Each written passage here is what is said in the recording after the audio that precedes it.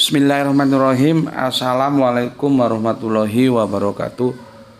Asyhadu an la ilaha illallah, asyhadu anna Muhammadar Rasulullah.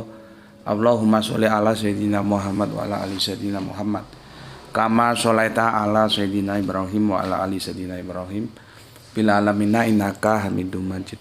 Sebelumnya kita panjatkan dahulu doa kepada Gusti Allah Agung untuk saudara-saudara kita yang telah memberikan sholawatnya kepada channel dakwah ini, sehingga channel ini dapat dengan eksis hadir dalam ruang-ruang diskusi kalian semuanya, ya.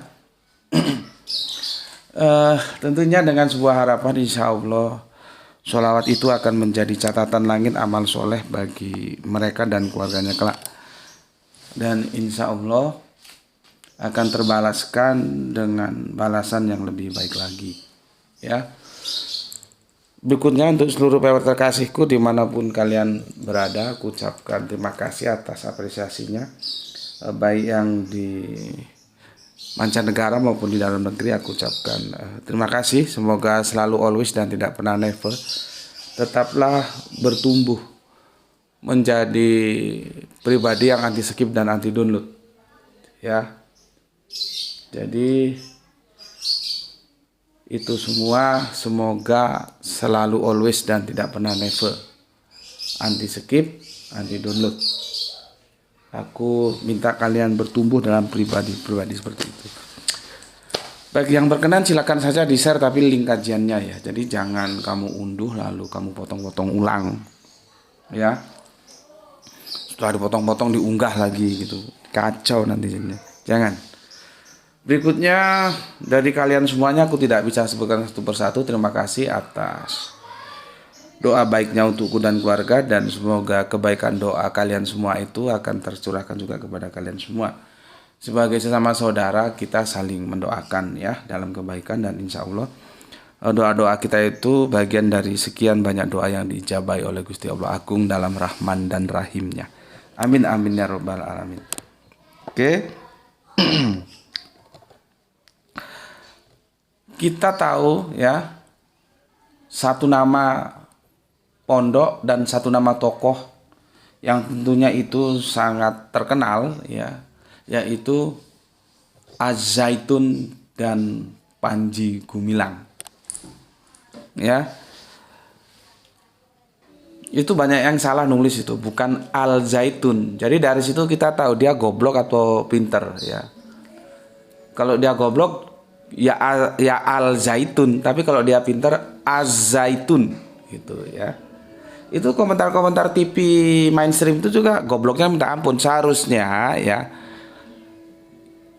komentar-komentar TV itu di briefing dulu oleh pimpinan redaksinya. Pimpinan redaksi kalau nggak ngerti lisanul Arabian, ngundang orang yang ngerti lisanul Arabian.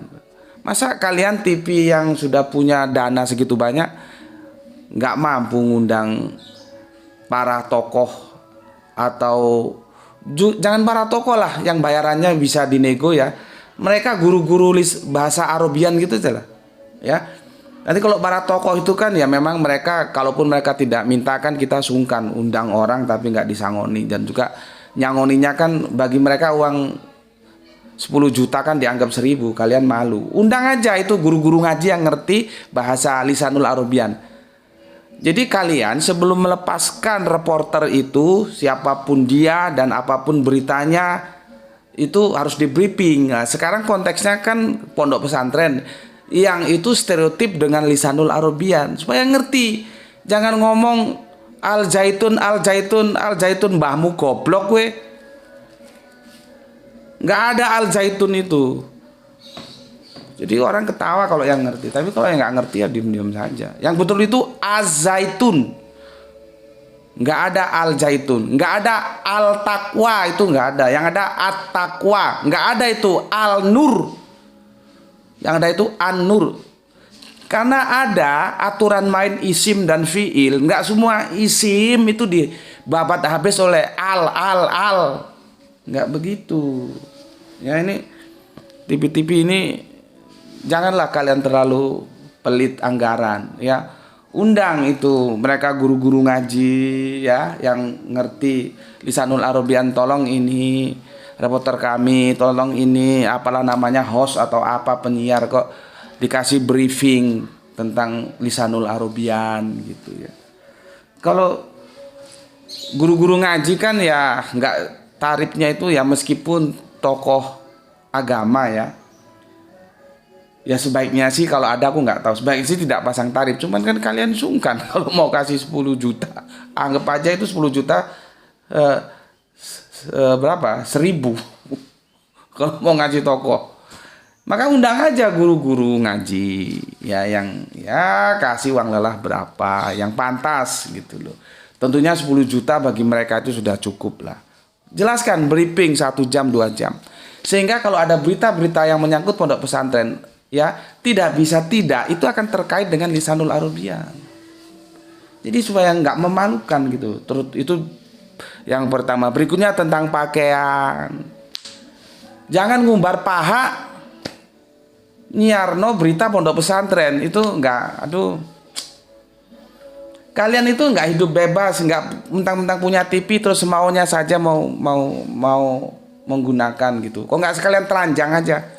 Suruh telanjang itu penyiarnya, terus kan nanti powernya banyak itu. Nyiarno pondok pesantren gitu loh. Ya. Ada etika-etika yang harus dipenuhi. Seperti kita pergi takziah, kalaupun sehari-harinya nggak pakai jilbab, ya tolonglah hargai yang sedang susah pakai kerudung. Itu namanya menghargai. Hidup ini saling menghargai dan saling menghormati. Apabila itu kita lakukan, dari sanalah terjadi sebuah keindahan. Oke, ya. Jadi yang benar itu Az-Zaitun, bukan Al-Zaitun. Beberapa hari lalu aku di WA oleh, komentarnya gini penjelasannya. Saya Panji Islam, media Jogja Gus, dari ZCC yang kemarin bertemu juga Gus di Sidoarjo. Oh ya, waktu aku diundang itu ya. Ini Gus terkait yang sedang viral tentang Az-Zaitun, bagaimana menurut pandangan Gus? Ya. Baik itu saat sedang sholat id dan perempuan dijadikan khotib Gus. Oke. Ya. Aku bilang aku nggak bisa dengan cepat memberikan jawaban saat itu ya. Maka karena aku buru-buru tak kasih voicemail aja. Voicemailnya begini.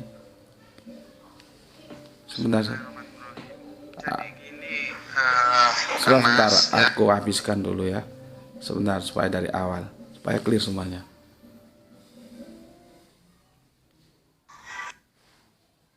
Oke, sebentar. Oke.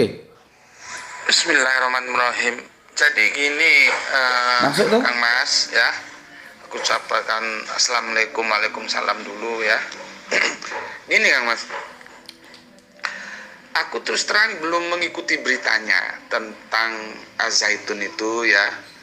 Tolong aku dikirimi link-link beritanya supaya nanti aku bisa dapatkan informasi yang lengkap. Aku sih memang sejak pada subuh tadi mulai tertarik, ini sepertinya kok viral, ada apa ya, mau tertarik untuk cari tahu ada apanya gitu ya. Maka dari itu aku belum bisa komentar Mas.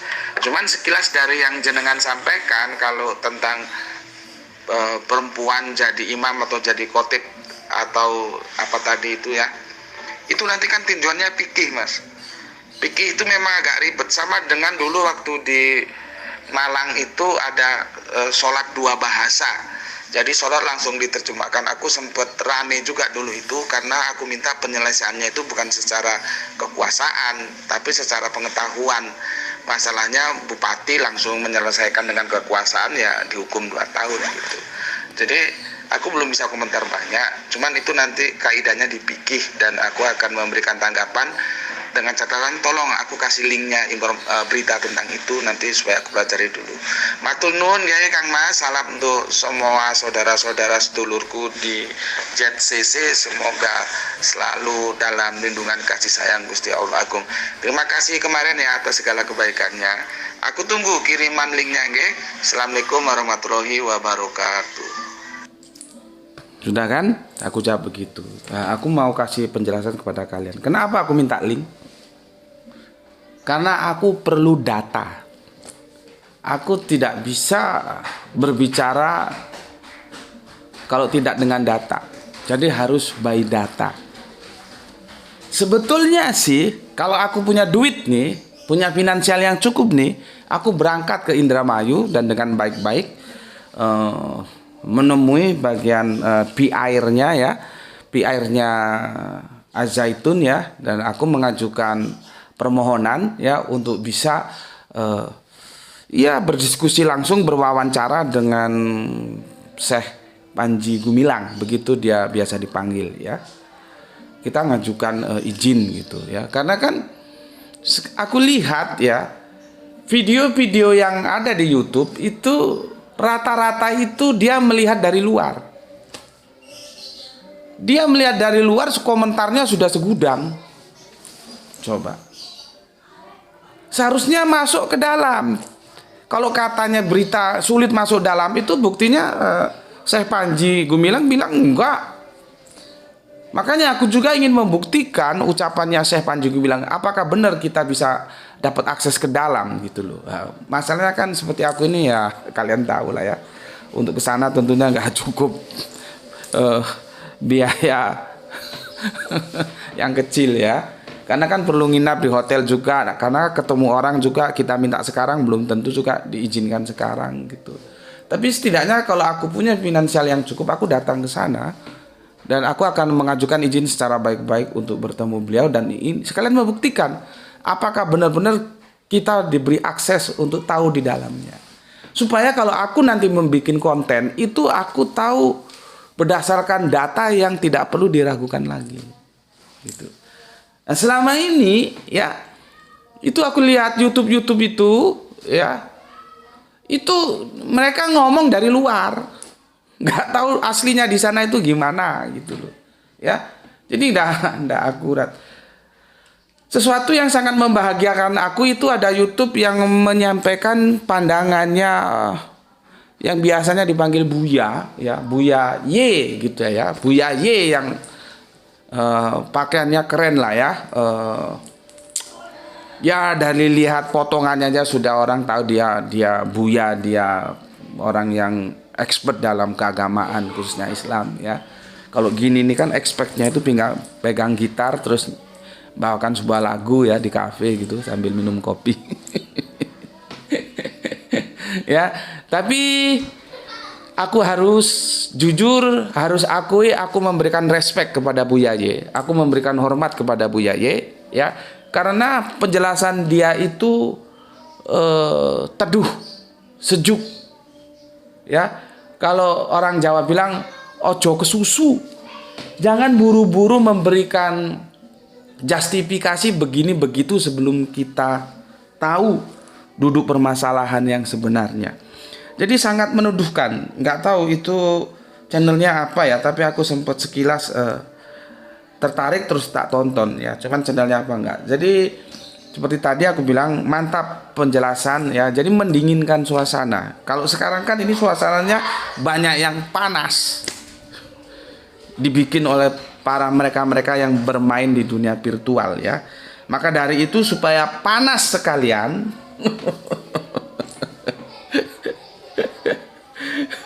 judul kajian kita kali ini adalah Geger Geden Al-Zaitun Huru Hara Hara Huru, seri pertama. Ingat ya, kajianku itu kebanyakan berseri. Jadi kalau namanya berseri jangan cepat-cepat menyimpulkan, diikuti secara runut. Kalau nggak mengikuti guidingku lebih baik nggak usah nonton dan nggak usah komentar. Takutnya kamu hanya nonton 1 menit dari 180 menit, berarti 1/180 menit kalau dibagi kamu sudah berkomentar ngalor ngidul, mesti melesetnya.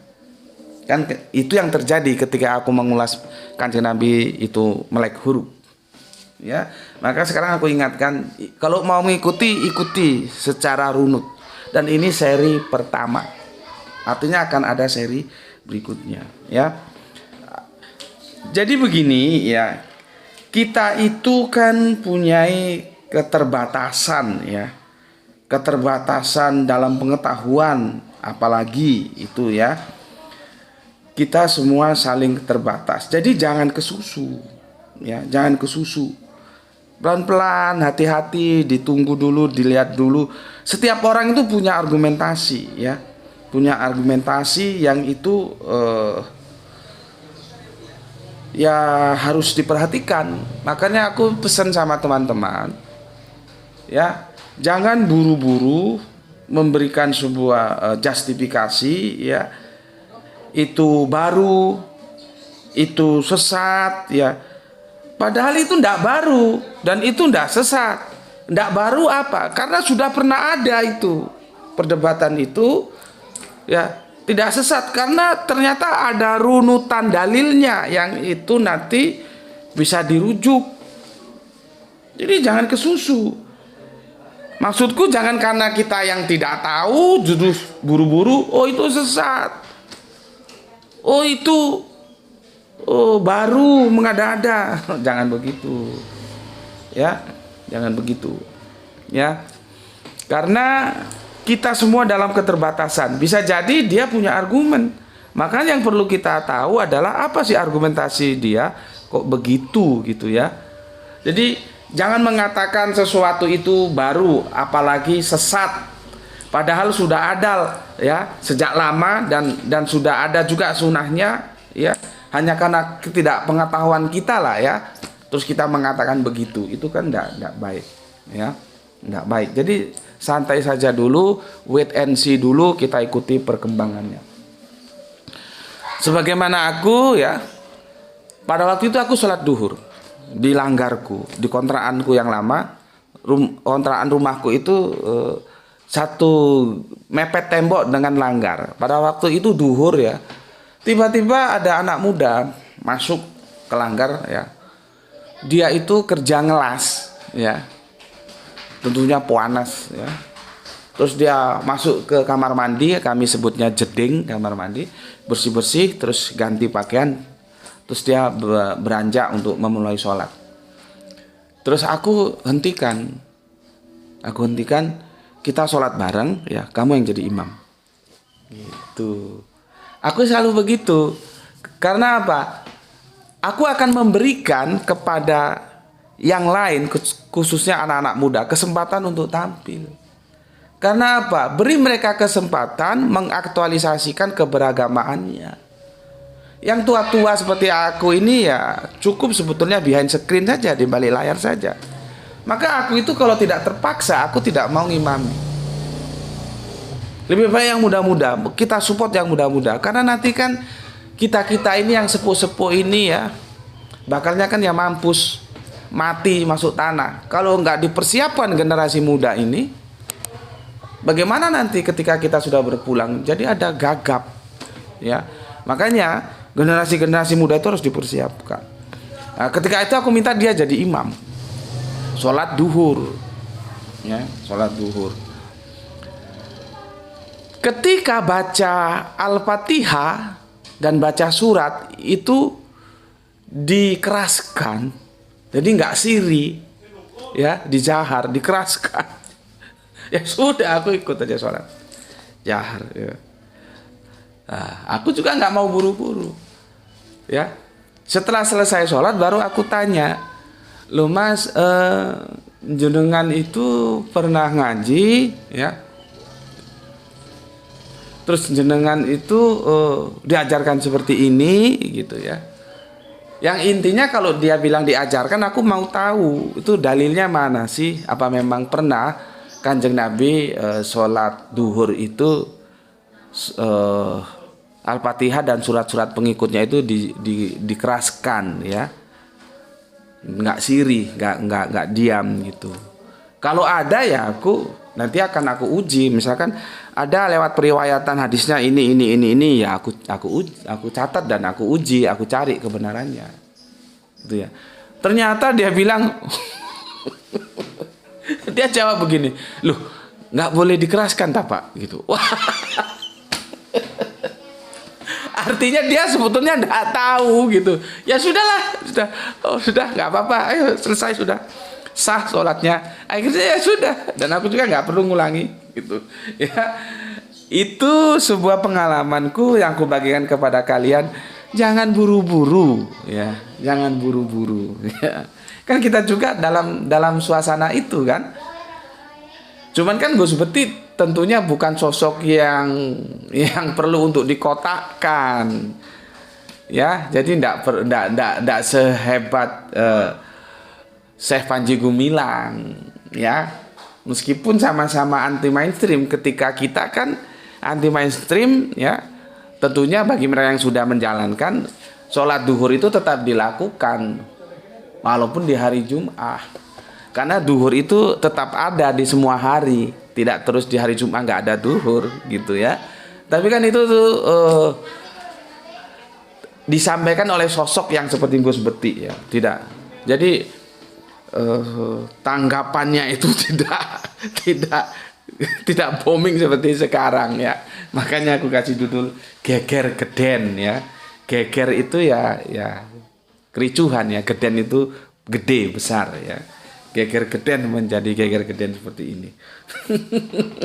Kalau seandainya Gus Betik adalah sosok yang masuk daftar harus dikotakkan, maka tidak menutup kemungkinan ya, apa yang aku ajarkan ke kalian tetap sholat duhur di hari Jumat itu juga akan ramai seperti ini. Gitu.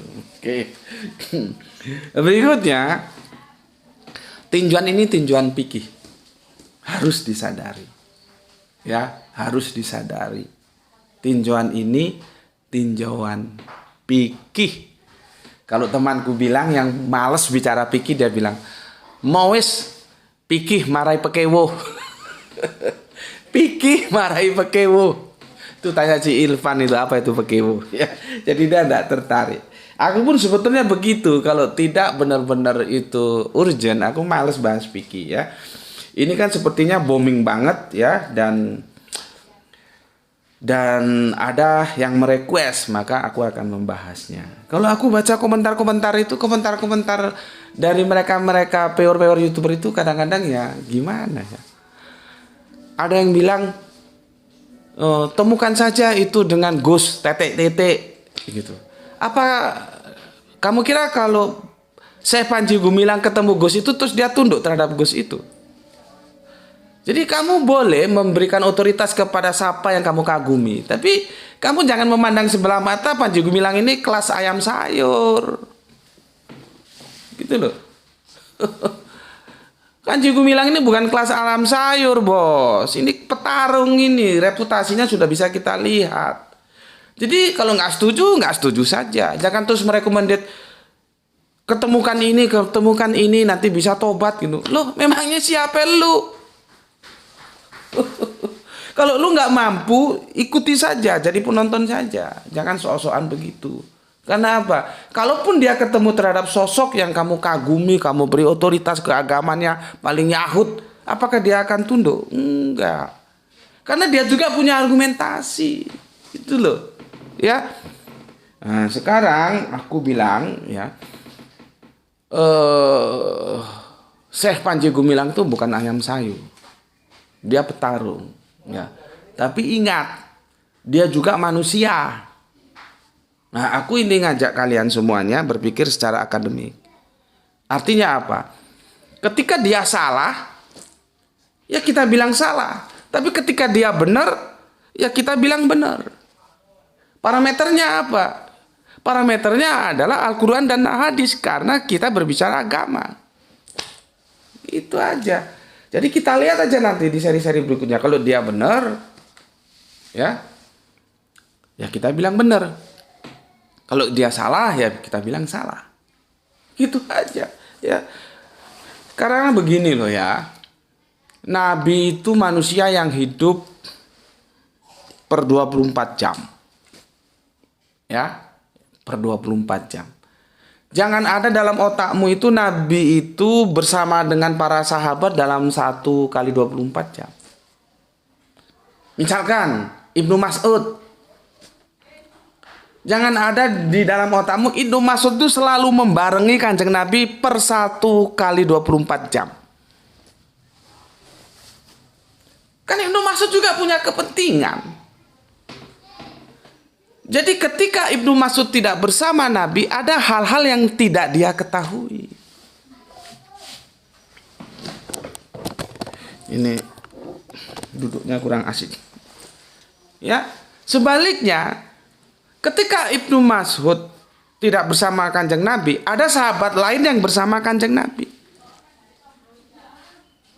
Ya. Dan dia meriwayatkan sebuah cerita, hadis itu sebetulnya cerita dalam berita gitu. Ya, yang Ibnu Mas'ud tidak tahu. Karena dia tidak bersama. Tetapi ada juga ya sahabat yang tadi juga tidak tahu karena tidak bersama, Ibnu Mas'ud yang tahu. Jadi intinya, jangan pernah kamu berpikir bahwa para sahabat itu hidup bersama Nabi per 24 jam penuh. Jangan begitu. Sehingga nanti kalau ada satu problem, ya, tapi diberitakan oleh dua sumber yang berbeda, itu kamu jadi ngerti. Nah, ini nanti kita ini berbicara hadis, ke sana nanti larinya. Nanti membukanya lewat mazhab. Mazhab itu pijakannya hadis. Gitu loh. Makanya jangan buru-buru menerima, jangan buru-buru menolak. Harus dilihat dulu duduk permasalahannya. Ya. Coba gini aja lah kalau kamu pikir, ya. Kalau perempuan sholat di atas, laki-laki di bawah itu gimana? Kan sekarang masjid-masjid itu ada tingkatnya toh. Yang biasanya itu dibagi perempuan. Ya. Ada juga sih yang perempuan laki juga ada. Itu ada ya. Sekarang kita bicarakan yang perempuannya. Sementara yang di bawah laki. Itu gimana hukumnya? Jadi sebetulnya ada hal-hal yang itu terlewatkan dari kita. Kita merasa itu bukan masalah, itu familiar ya. Karena pengetahuan kita tentang itu sebetulnya nggak ada gitu loh. Makanya kamu perlu cari pengetahuan. Apakah di zaman dulu itu sudah ada masjid yang ada tingkatnya, terus perempuan boleh sholat di atas? Aku nggak bilang boleh loh, juga aku bilang nggak boleh loh ya. Aku hanya men-trigger kamu itu supaya banyak-banyak mencari informasi. Gitu loh. Kalau sekarang kan kita enjoy saja. Kita lihat kan kadang, oh cewek di atas, cowok di bawah, wow. Dan tidak booming, tidak rame. Coba itu kamu pikirkan. Dalam Islam, ya seperti aku jelaskan kemarin yang ditanyakan oleh saudara kita saudari kita Chelsea yang dari Syiah, alhamdulillah sekarang sudah tobat ya. Tentang bagaimana sih posisi wanita dan pria itu pada waktu itu kan tentang mufasirin. Maka aku jelaskan dalam Islam itu ada domain-domain di mana laki-laki dan perempuan itu dipandang setara. Tapi ada domain-domain tertentu yang laki dan perempuan tidak boleh dipandang setara untuk menjaga harkat kewanitaannya. Gitu loh. Jadi lihat-lihat. Nah, nanti bisa kita lihat yang katanya gini loh ya. Video-videonya aja itu tuh menjadi liar dan banyak. Ya, aku hanya komentari sesuai yang di-request oleh saudara kita dari Panji Islam ya. Tentang apanya tadi itu ya. Tentang sop sholat dan tentang perempuan di baris depan. Itu aja ya. Yang katanya bercampur atau gimana itu ya. Yang lain aku tidak komentari. Nanti kalau itu perlu kita komentari oke lah. Tapi kita sistematikanya ini dulu kita bahas. Karena itu jadi banyak ya. Ya biasalah kan. Kalau lagi genit semua orang muat itu dengan tujuannya masing-masing. Ada tujuan memberikan edukasi, ada tujuan cari duit. Tapi kita tidak bisa ya mengatakan oh sih dia cari duit, enggak. Itu hanya dia saja yang tahu sama Gusti Allah Agung ya, sehingga berita-berita dibikin kacau ya. Sampai sekarang bener nggak ya bahwa cewek itu sudah disuruh khotbah? Coba bener nggak? Coba ada nggak video yang disandarkan kepada Al-Zaitun cewek khotbah gitu, ada nggak? Kalau ucapannya sih ada sepertinya, tapi aktualisasi dari ucapan itu sudah ada belum? Kok bagaimana tiba-tiba ada cewek dibilang khotbah, padahal itu bupati kalau nggak salah, Bupati Brau. Yang itu bukan khotbah, dia berbicara atas dasar posisinya sebagai kepala pemerintahan. Bukan khotbah, khotbahnya sudah selesai, laki-laki. Tapi kan digoreng begitu banyak, makanya kalian kalau lihat informasi yang jelas, teliti, hati-hati, jangan gampang terkecoh. Ya. Kita tidak bisa menilai orang begini begitu, tapi fakta yang ada kita harus ketahui. Ya. Apa sebetulnya yang mau diraih? Apakah memberikan edukasi atau sekedar meraih power? Itu harus hati-hati gitu ya. Makanya bupati memberikan arahan dibilang cewek khotbah. Aduh, kacau.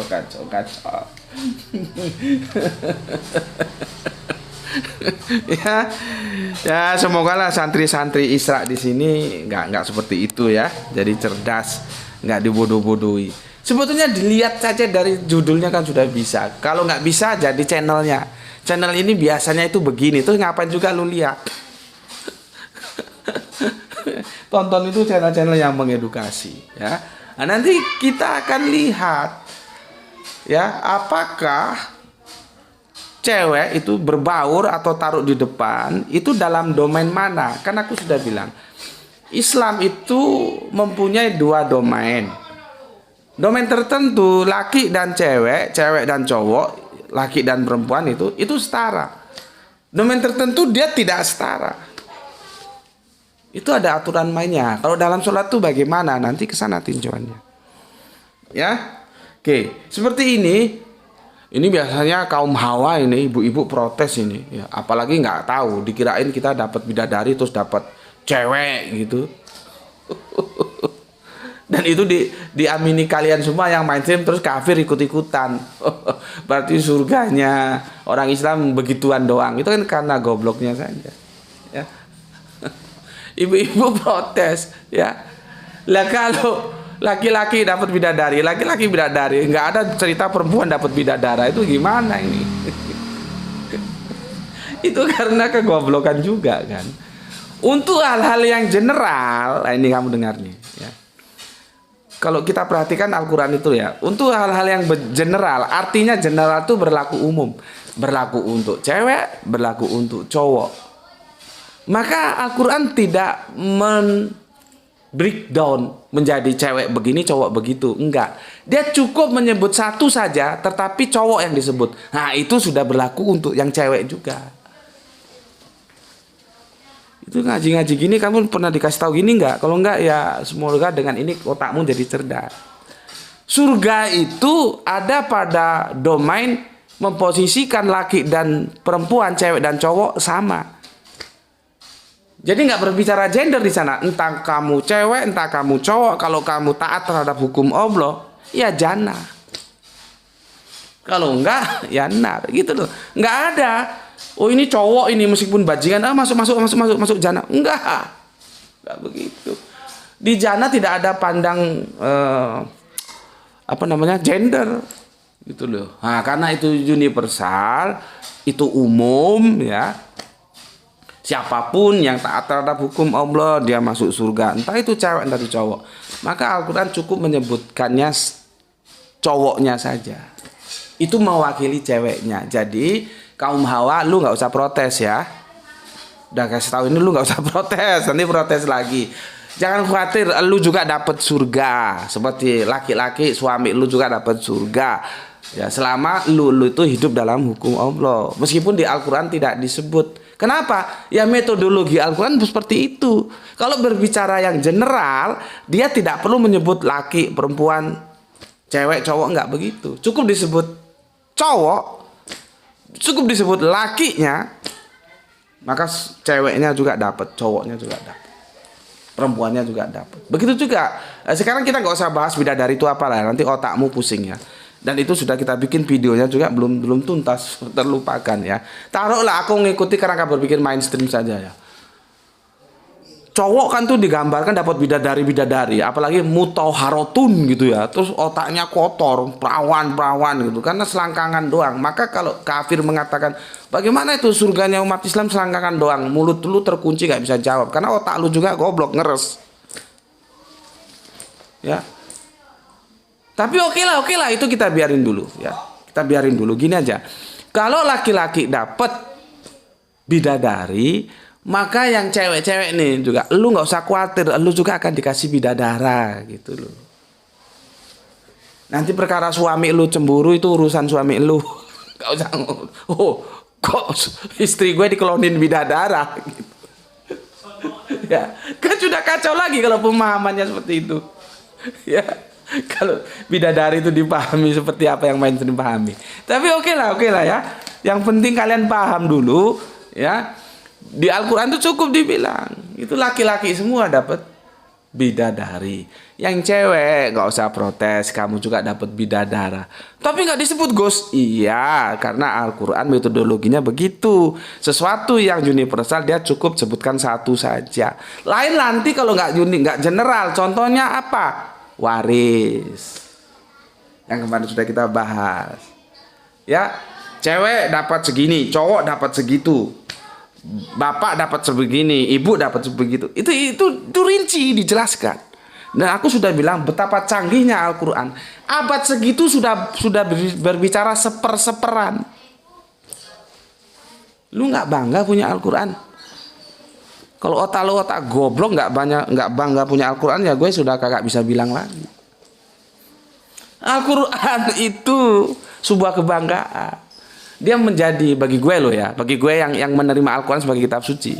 Tentunya nggak asal terima, gue juga punya argumentasi kenapa gue menerima Al-Quran sebagai kitab suci. Dan itu kan kalau gue bicarakan sekarang kan jadi nggak fokus lagi ya. Gue percaya Al-Quran itu sebagai kitab suci, maka gue memposisikan Al-Quran itu literatur tertinggi. Dia literatur tertinggi. Karena apa? Dia disampaikan oleh yang maha tahu. Jangan dibandingkan dengan semuanya yang relatif. Karena dia disampaikan oleh yang maha tahu, dia menjadi absolut. Lah absolut mau diadu yang relatif, mau diadu dengan sejarah, mau diadu dengan apa namanya itu? Manuskrip. Jauh, Bos. Tapi bukan berarti gue kagak punya manuskrip loh ya. Cuman kan gue umpan dulu lah. Supaya otak lu itu nanti semakin encer. Terserah saja. Nanti pada waktunya baru gue tunjukkan gue punya literasi.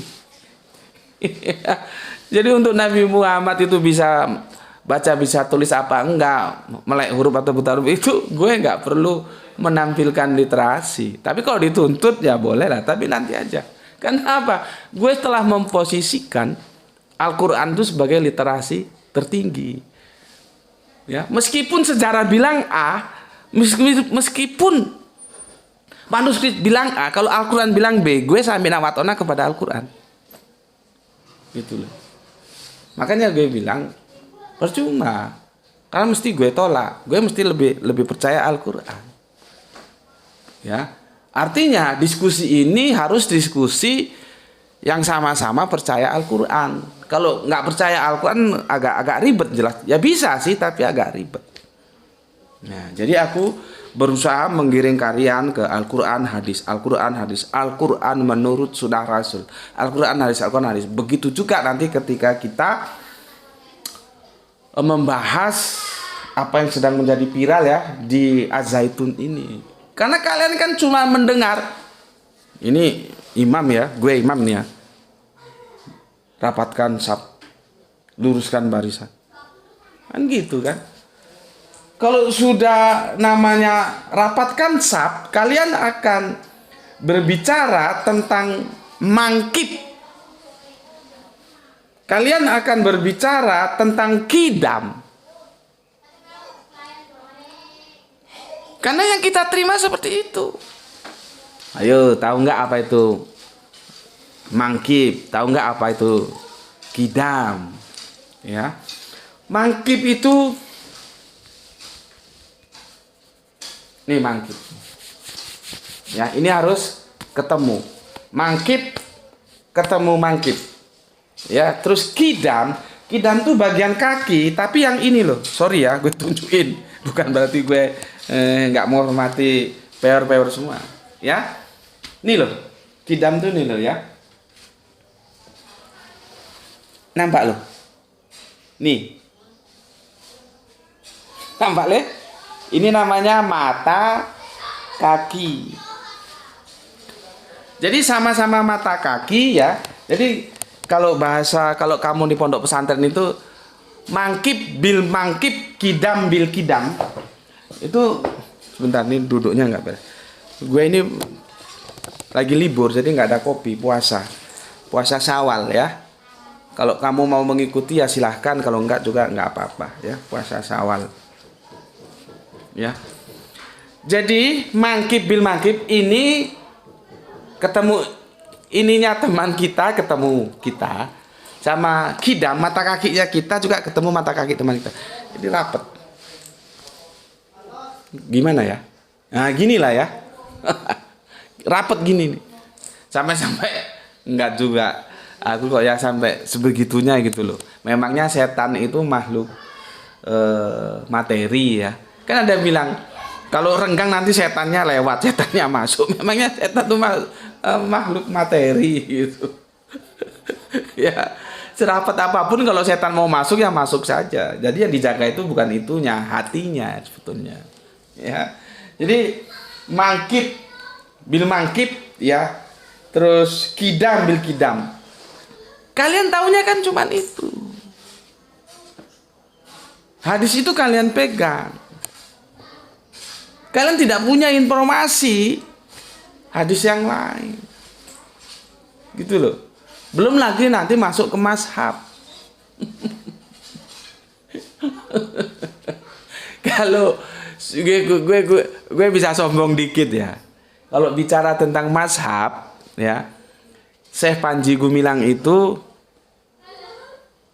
tanpa mengurangi rasa hormat kepada beliau, nggak ada apa-apanya sama gue. Karena dia bermazhab ke Soekarno. Kalau gue tidak bermazhab, mazhab gue itu tidak bermazhab itu loh. Karena lebih merdeka gue. Kalau Syekh Panji kan masih di bawah otoritas Bung Karno, maka dia menyebutkan mazhab Bung Karno. Kalau gue enggak. Ayo coba, lebih keren mana? Cuman kan gue bukan sosok yang perlu untuk dikotakkan, jadi dibiarin aja mau ngomong apa. Nah, ini kesempatan gue dakwah sama lu. Ya. Ya. Gue enggak bermazhab.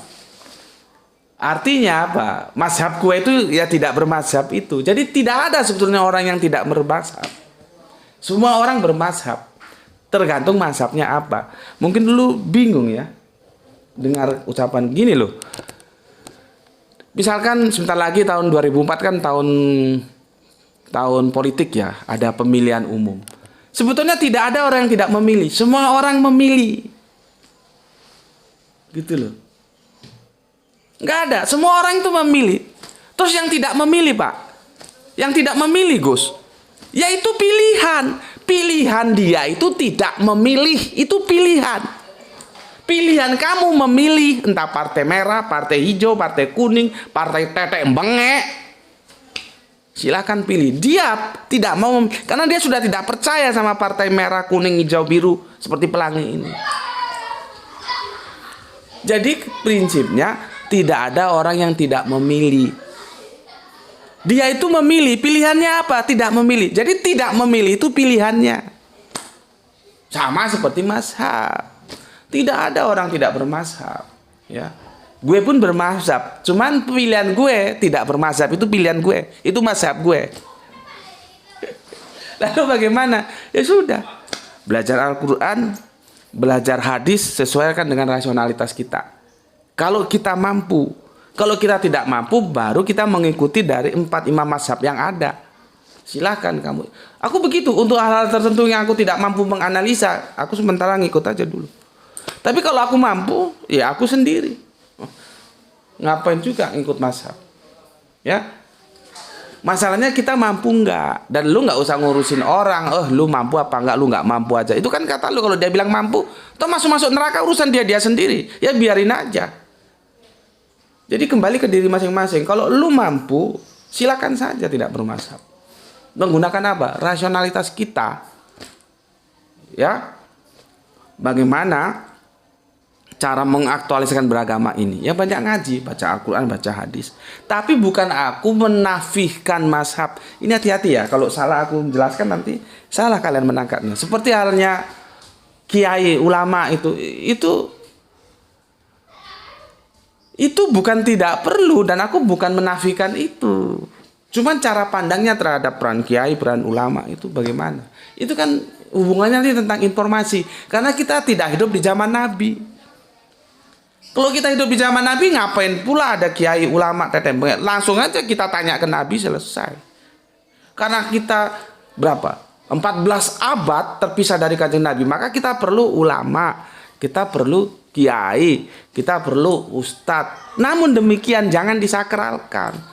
Fungsi dia hanya menyampaikan informasi ke kita. Kita sebagai eksekutor untuk mengambil sikap berdasarkan informasi yang ada. Gitu loh.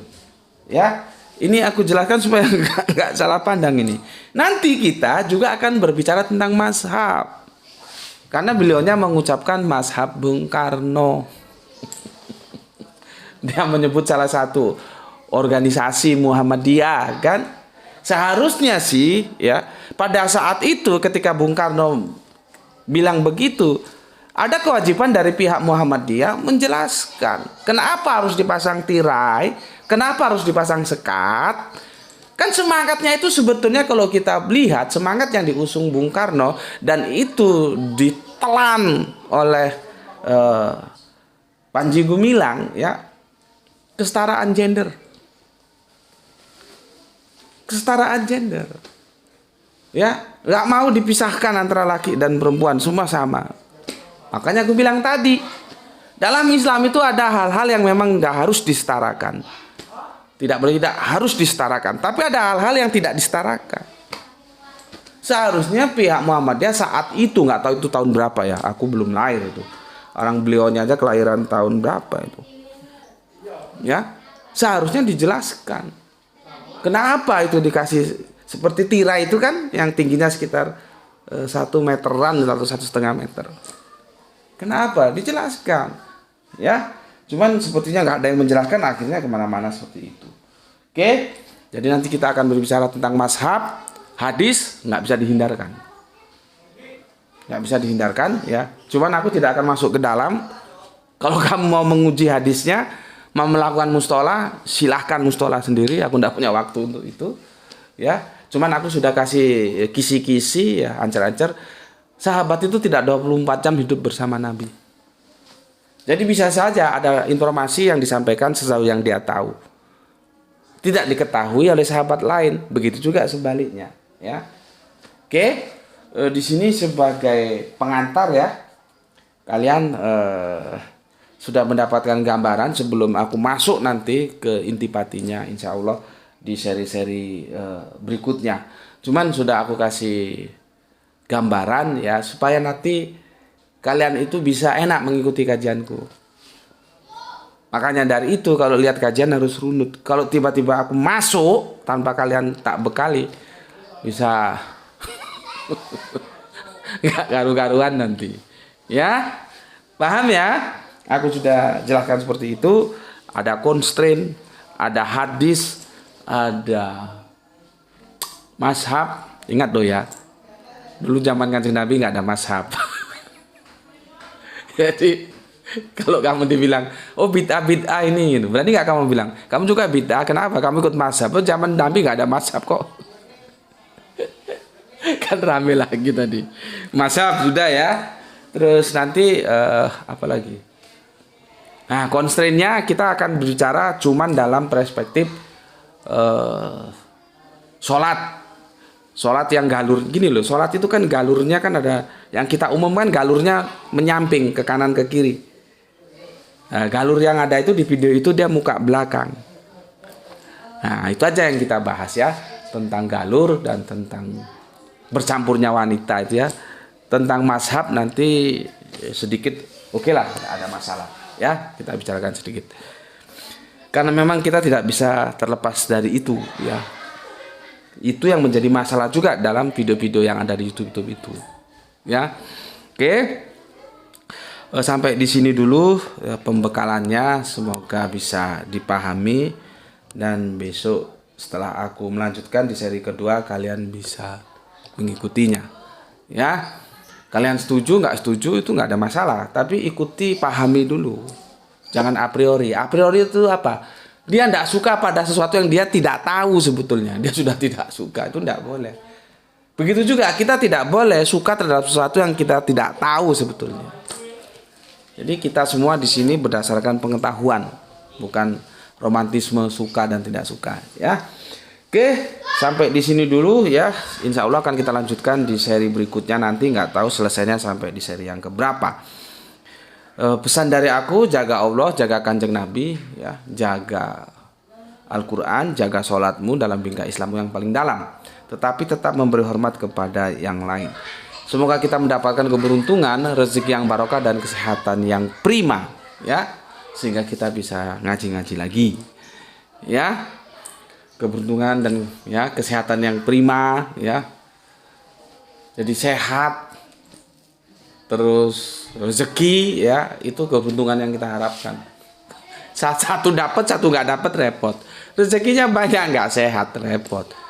Sehat rezekinya kagak ada, repot juga. Jadi keberuntungan yang kita harapkan, rezeki yang barokah dan kesehatan yang prima, sehingga kita bisa melanjutkan kajian-kajian kita sebagaimana waktu-waktu yang lalu. Oke, sampai di sini dulu ya.